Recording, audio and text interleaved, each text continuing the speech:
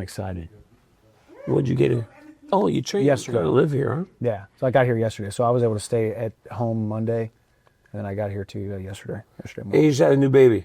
Just had a new baby, dude. Yeah, congratulations. March 31st, dude. Yeah. 3 of them. I'm outnumbered. Me and Bree are outnumbered. So that's the way to go. Yeah. Guys, Michael Chandler. So, backstory. I was in there sleeping on the ground. You were. Dude, that's bad. No, it's all right. You walked up on me. I'm in the corner. You gotta in full slumber. Yeah, you gotta get a little nap in when you can. I heard you took a red eye, man. I took a red eye last night. Played golf on the West Coast. Big mistake. Mm-hmm. What, did you get straight off the plane and go straight to the course? Dude, I landed at 7:45. Grabbed my bag. By 9:10, I peeing off. That's savage. That's savage material. Yeah. You deserve a little nap. We're good. I'm tired, bro. I'm going to bed after this.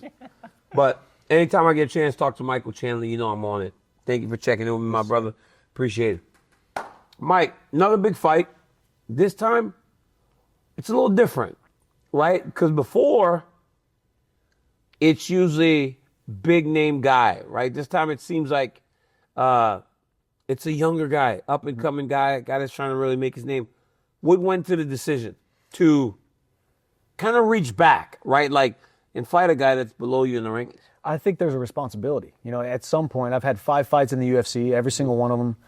It happened one other time. I fought Tony Ferguson. Yeah. I was ranked higher than him. But other than that, man, it's been first ballot Hall of Famers I've been fighting, and at some point, you probably may have felt it in your career, like the fans are getting a little antsy, like, hey, you can't just sit around and cherry pick and only fight guys ahead of you. Now, I never chose a fight. Maybe I picked a couple here and there, but like the UFC's always offered me fights. And then when this one came around, it's like, hey, Poirier had to fight Benoit Saint-Denis, beat him, and then got a title shot next. Don't forget that. Yeah. And Gaethje had to do it with Fiziev. At some point, you got to fight someone who's ranked, lower than you. And here we are. When did they come to you with this fight, though? Like, when did they come to you and say, hey, we have this idea, you versus Paddy Pimblett? Because honestly, when you are a guy like you, that's not the easiest conversation because, like, I know you want the title fights. Now you want the big fights. When they went to you with Paddy Pimblett, were you originally like, well, okay? No, because I said yes right away. I was like, hey, I like the idea. I like the name. I like the brand. I like the idea. I knew we would get to this point, and this might be the most exciting, the most fight that people are most looking forward to on this card, even though we have a title fight in the main event. This could be the people's main event in a lot of people's I've heard that. Somebody said that to me today. Yeah, so it's kind of like it's a big fight. And at some point, it's like, hey, I'm coming off of a loss. I had my opportunity. I beat Charles in November. Yeah, you fight for the belt. Fighting for the belt. Yeah. I didn't. I gotta fess up to that. I gotta pony up to that, and I gotta say, okay, I'll fight Paddy Pimblett.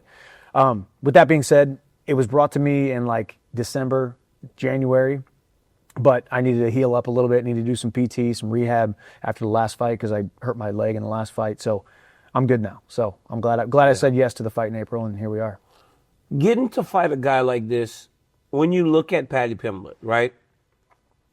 For so long since he got here, anytime these guys come with hype, everybody starts to wonder, when's he getting knocked off? When's he getting knocked off? But this kid has stepped up at every opportunity, right?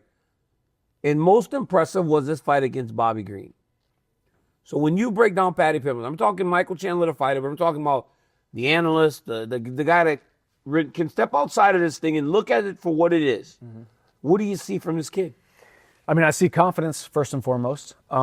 He's confident in himself. He truly thinks, he's been saying it in interviews, and I have other interviewers say, hey, Paddy said this earlier, and he believes he's going to walk through you, he's going to beat you in two. I mean, I want a guy who believes in himself, all right? Yeah. This is what we do. We've been competing with our hands. Whole life. Our whole life, right?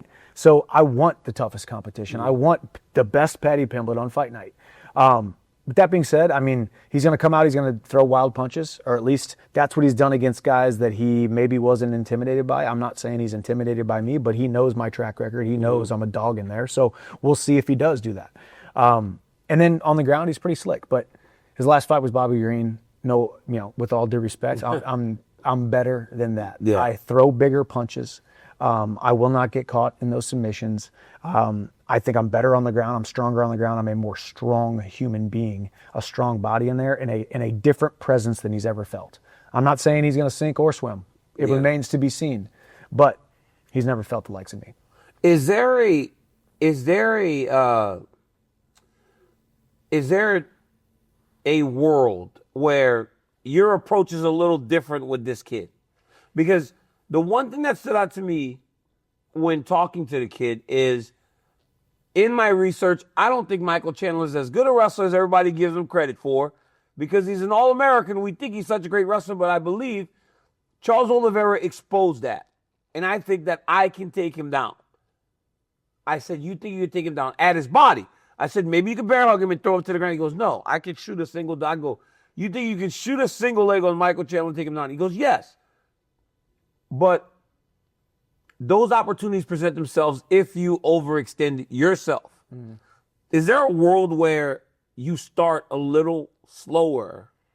Yeah, right? Maybe. You know, I mean, I think I started slower against Charles until something happened in that fighting. First round, you know, and then all of a sudden my entire foundation was taken away from me. The whole 12-week, 10-week training camp I did was predicated upon a certain type of style, and then my body failed me in that point, and I found myself backing up, or I found myself, I mean, if you look in the 5th round, man, after I had Charles hurt, I threw a left hook, and my left leg wasn't even on the ground because I wasn't putting any weight on it, and did a complete 180. Well, what happened?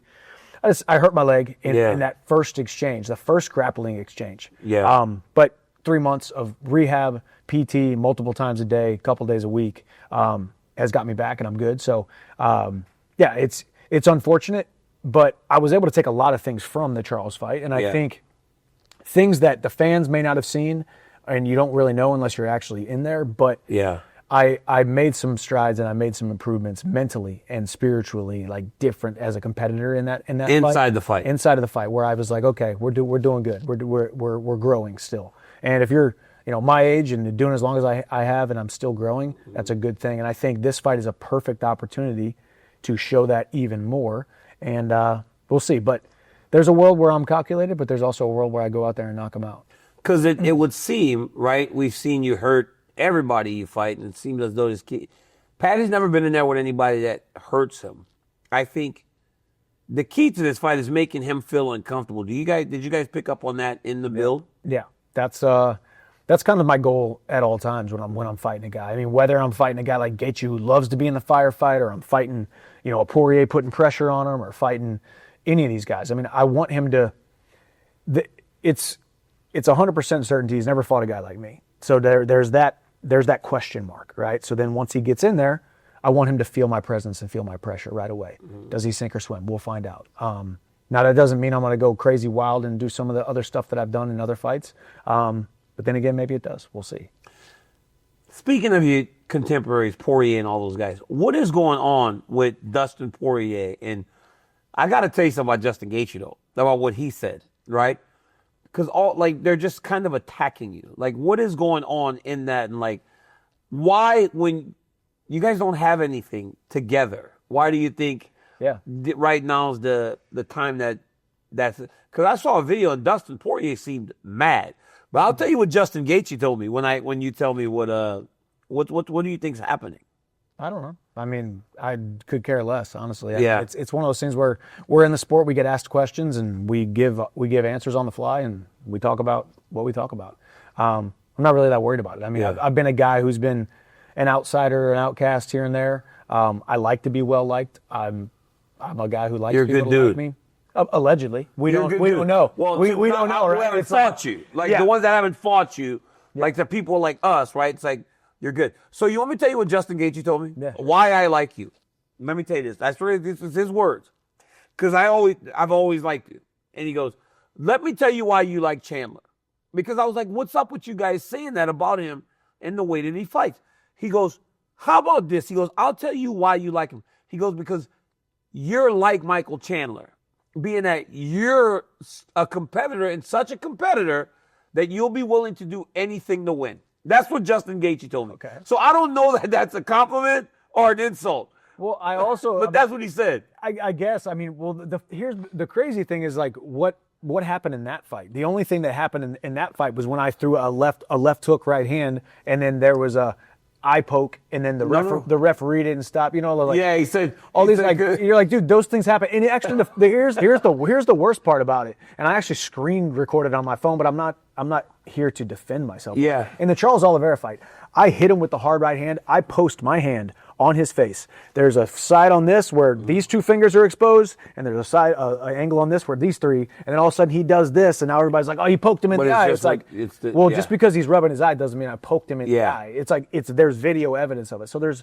stuff like that, but you're also just like, dude, there's a referee in there. Yeah. I've never had a point taken away. I'm like, I don't know. I just don't know. I just honestly don't know what's happening. I was like, well, what is going on? I don't know. Because I said, well, maybe because they fought each other and these guys don't.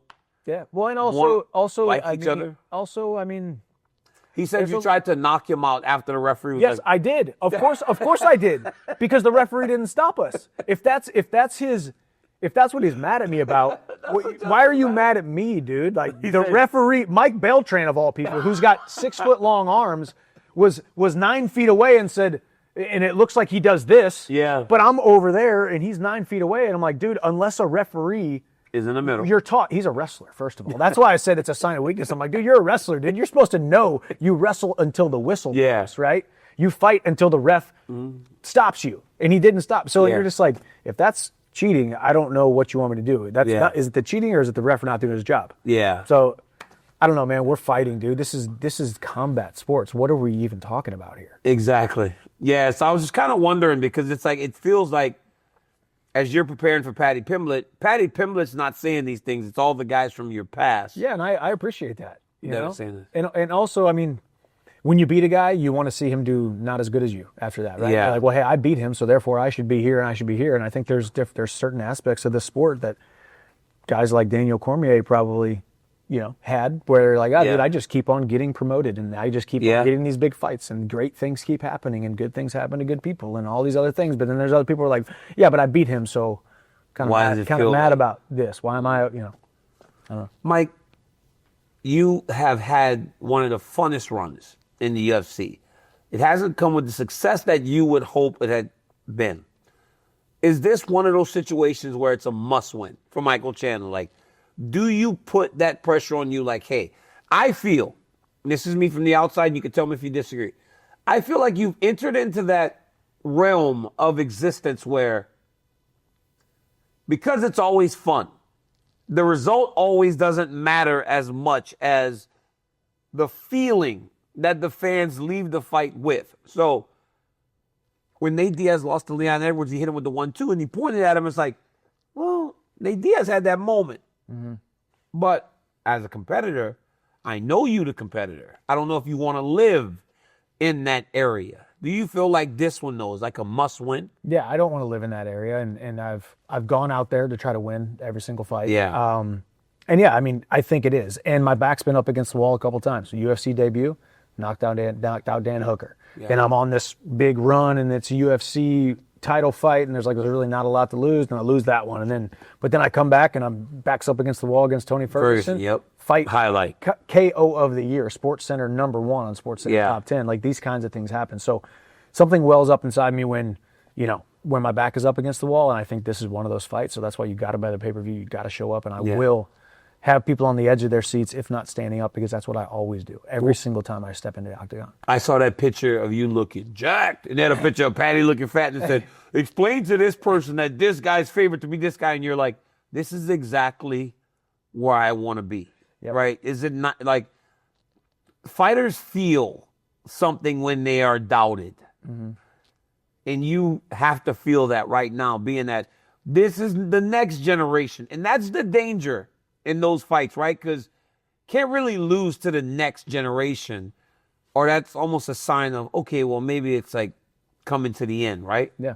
I mean, I feel it, and it's but it's fine. I mean, I don't know. I look at the sport differently in the sense where, like, I keep saying it's like it's not Paddy Pimblett. It's a head, it's a torso, 2 arms, and 2 legs, and there's a soul in front of me, and I see targets in front of me, and I get after it. So I mean, yeah, I agree. There's implications, negative implications, but there's also some very good positive implications. Yeah, right? positive. This is a big fight, people's main event, 5 rounds, co-main event in Miami, Florida. This is big, man. It's exciting, and I'm excited to compete. I'm excited to go out and just do what I do, continue to get to do what I do. You know, guys, Michael Chandler and I are friends. We've always been friends. It's not always perfect. One time we got into an argument. We started with voice memos, then text messages, then phone calls. It was like very intense between Mike and I. So we do get after each other at times, but then most times we come back around to where we are right now. So Michael Chandler fights in UFC 314 this weekend against Paddy Pimblett, looking to get back on the winning track and looking to really put a halt to all the momentum that Paddy Pimblett has. Guys, make sure you go to his YouTube channel. Like and subscribe, set those reminders. It's fantastic. Also, make sure you tap into everything that he's doing. UFC 314 goes down this weekend. Casillas in an ESPN Plus pay-per-view. Make sure you hit the buy button. And always support Michael Chandler. Mike, thank you so much for checking in with me. Appreciate it. Till next time, guys. Peace. Yo, I was sleeping. You were sleeping. I was out. I was out.